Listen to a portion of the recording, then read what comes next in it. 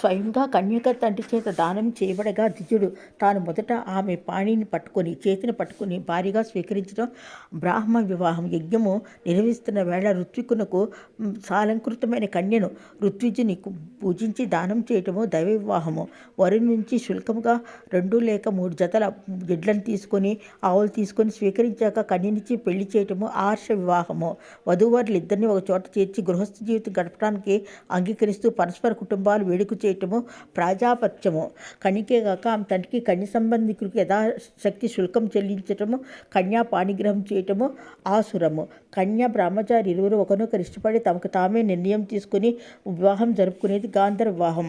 తాను ఇష్టపడిన కన్య బలవంతంగా అపహరించి శాస్త్రోక్త వివాహ విధులు పాటిస్తూ వరుడు తన ఇంట చేసుకోవటము రాక్షస వివాహము. నిద్రిస్తున్న లేదా వీగిపోతున్న కన్యను దొంగతనంగా పట్టుకుపోయి తన ఇంట వివాహం చేయటం పైశాచికము.